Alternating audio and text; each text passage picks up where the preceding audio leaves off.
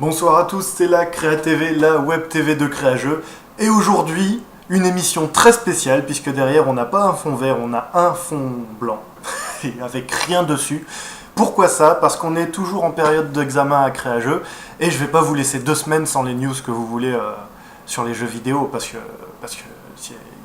il y a des gens, ils peuvent pas vivre sans leurs news de jeux vidéo. Mais ces gens-là, à mon avis, ils les trouvent autre part que sur la Créa TV. C'est pas grave. Aujourd'hui, je suis donc tout seul, chez moi.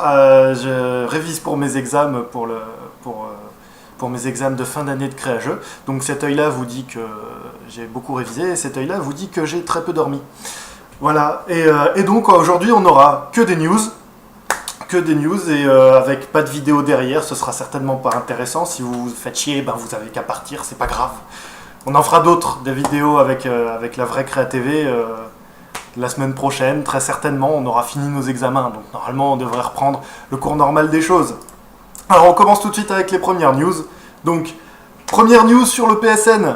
Le PSN qui reprend son activité normale, car comme vous le savez certainement, des hackers ont hacké le PSN. Ce qui a rendu toutes les fonctionnalités online complètement... ils les ont complètement bousillées. On ne pouvait plus accéder online au PSN ni quoi que ce soit. Donc le PSN est revenu en Europe dernièrement. Et donc avec ça, le PlayStation nous offre 2 jeux sur une liste de 5. Donc dedans il y a Infamous et Ratchet Clank, c'est les 2 que j'ai retenus. Et donc pendant 1 an, la sécurité du PSN va être remise entre les mains de, je retrouve le nom, Affinion International Limited. Voilà, donc qui va nous fournir plein de sécurité anti-hacker. C'est beaucoup de texte, beaucoup de on va vous fournir ça, mais on va bien voir ce que ça donne après. Voilà. Alors, une autre news sur Modern Warfare 3, et oui. Modern Warfare 3, il y a beaucoup de gens qui ne l'espéraient plus, dont moi, parce qu'après tout le bazar médiatique, juridique, financier qu'il y avait autour de Modern Warfare 2, beaucoup de gens pensaient qu'il n'y en aurait pas de 3e, et bien si, il a été annoncé, il y a eu beaucoup d'images sur internet. Ce Modern Warfare donc reprendra l'histoire juste après celui du 2, donc si comme moi vous avez adoré la fin du 2, vous allez, voilà, vous êtes content de voir un Modern Warfare 3 qui arrive forcément. Alors, avec ceci, les développeurs, enfin l'éditeur ou je ne sais qui, nous a fourni une liste des endroits où on sera dans la campagne solo, et ça donne plutôt envie. On aura Dharamsala en Inde, voilà, ça fait peut-être rêver des gens.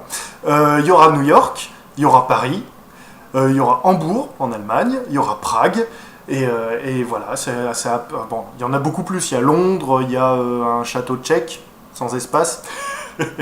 Enfin bref, il y a beaucoup d'endroits qui ont été annoncés, mais ça donne vraiment envie. Et ensuite, une news sur Amy. Amy, est-ce que vous en avez entendu parler? Si vous n'en avez pas entendu parler, vous pouvez aller voir les quelques images qui ont déjà filtré sur le net, qui donnent très envie de jouer à ce jeu, qui est donc un survival horror. Donc c'est une gamine qui prend son train tranquille, et il y a une météorite qui vient s'écraser et qui bousille le train, et quand elle se réveille, le monde est envahi de zombies, parce qu'un virus qui a été certainement transporté par la météorite est arrivé, et ça transforme les gens en zombies. Donc c'est un survival horror qui a été annoncé en 6 chapitres, donc environ 6 heures de jeu, c'est l'éditeur qui l'a dit.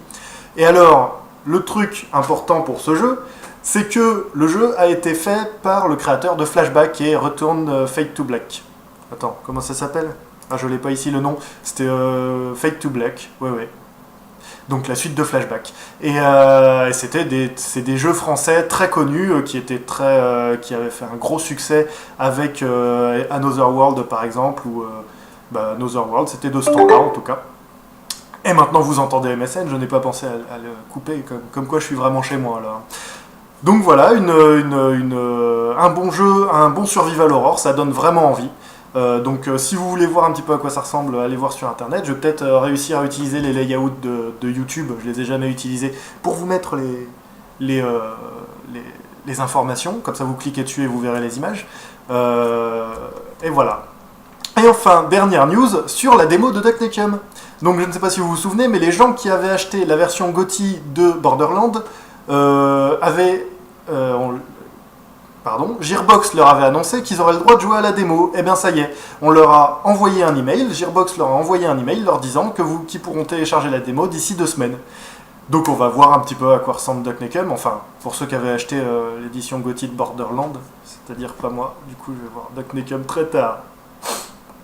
Alors voilà, c'est tout pour aujourd'hui, c'est une émission toute pourrie, une émission faite à la maison et une émission que moi je m'éclate toujours à faire.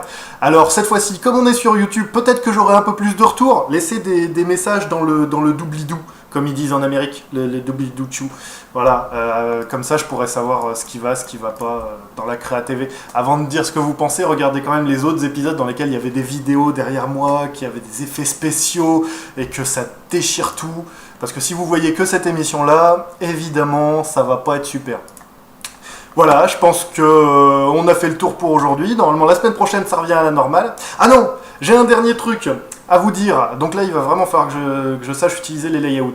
Parce que y a un concours organisé par lemonde.fr depuis un petit moment. En fait, c'est un concours pour les écoles de jeux vidéo, à laquelle une équipe de ma classe participe, qui s'appelle l'équipe Ship It. Le jeu s'appelle Ship It. Et donc, en ce moment, pendant un mois, si on vote, on doit voter tous les jours pour le jeu qu'on préfère. On n'est pas obligé de voter tout le temps pour le même. À la fin du mois, les 10 premiers, ceux qui auront le plus de votes, seront dans la finale. Et pendant 5 jours, le jury, qui est composé de professionnels du jeu vidéo, jugera qui gagne le concours. Alors les gagnants gagnent, il me semble, des ordinateurs. Enfin, l'important c'est surtout de se faire un nom, de se faire reconnaître dans le milieu du jeu vidéo. Et leur jeu, Ship It, est vraiment très sympa. Enfin, pour l'instant on n'a qu'un prototype, mais sur le papier et le prototype déjà, c'est bien sympa. Donc voilà, donc normalement je devrais vous mettre un layout là. Je vais faire comme ça, et je vais faire en sorte que le layout soit là. Voilà. Et dans ce cas, donc allez voter. Et puis si vous voulez pas voter pour Ship It, regardez les autres blogs, les autres projets qu'il y a dans ce concours. Et voilà, c'est tout pour cette semaine. Normalement la semaine prochaine on revient avec des vidéos, des effets spéciaux et un super régisseur. Et certainement le micro-cravate, comme on l'appelle, le micro-branlette espagnol. Et c'est tout. À la semaine prochaine!